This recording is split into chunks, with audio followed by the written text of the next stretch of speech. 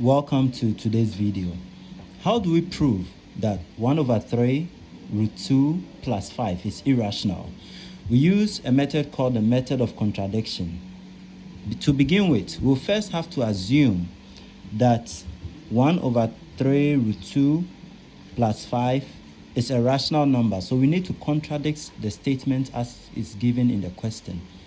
So that's what we are going to do. So we assume that 1 over 3 root 2 plus 5 is a rational number. Now, if it is a rational number, it needs to have properties of rational numbers.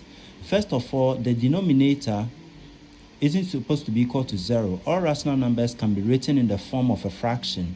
Over here, we'll use the fraction p over q. And the denominator q can't be equal to 0 because that will make it undefined. Also, the greatest common factor of both p and q should be equal to 1. That means that p and q has been reduced to their simplest forms.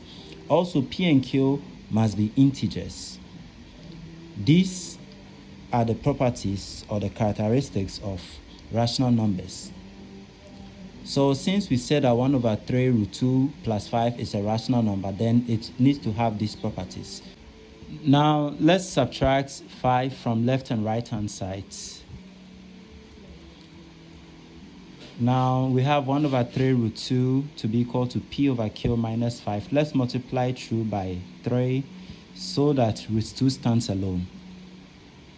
Now, this is what we'll have. It can be seen that 3p over q minus 15 equals root 2. Now, p and q are integers. What that means is that no matter the values we pick for them, the right-hand side will always be a rational number. It will always be in the form of a fraction, or it will always abide by those properties for rational numbers that we talked about. But root 2 is an irrational number. We've already proved it on this channel. You can check out the video where we proved that root 2 is an irrational number. Now, what this equation is telling us is that root 2, which is an irrational number, is equal to 3p over q minus 15, which is a rational number. But that isn't true. An irrational number cannot be equal to a rational number. Due to this, there's a contradiction. The left and right hand sides of the equation we have do not satisfy. In other words, this isn't the case. That root 2 is never equal to 3p divided by q minus 15. Now, the real number system is broadly divided into rational and irrational numbers. What this means is that if a number is not an irrational number, then that number must be a rational number. Due to this contradiction, we can say that 1 over 3 root 2 plus 5 is an irrational number. The greatest common factor of p and q should be equal to 1 is because p and q are always considered to be reduced to their simplest forms. Let's move on. Now, we need to remove one of the roots from there. And how we are going to be able to do that is that we are going to square both sides of the equation. So when we square both sides of the equation, we'll have root 2 plus root 3 squared to be equal to p over q squared. And that is going to give us root 2 squared plus root 3 squared plus 2 times root 2 times root 3, all equal to p squared over q squared.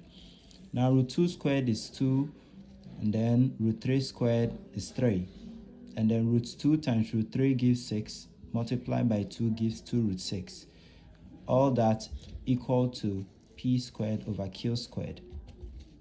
Now, we subtract 5, which is the sum of 2 and 3, from both sides of the equation, and we divide through by 2, so that root 6 stands alone.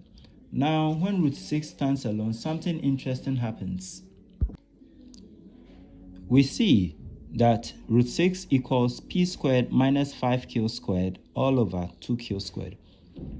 Now, both p and q are integers, as we said, meaning that no matter their values, the right-hand side will always be a rational number, or it will always abide by those properties we considered for rational numbers at the beginning. But root 6 is an irrational number.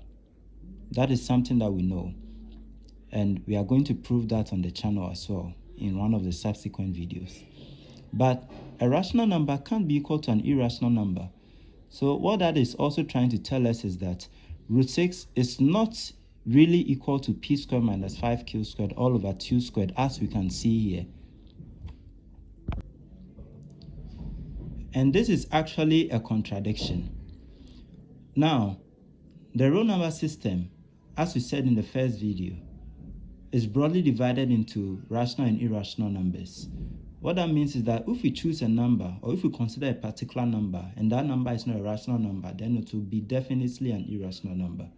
So since we've been able to see that there's a contradiction, and that root 2 plus root 3 is not rational, as we assume at the beginning of the question, then it means that it will have to be an irrational number. So due to that contradiction, root 2 plus root 3 is irrational. Thank you.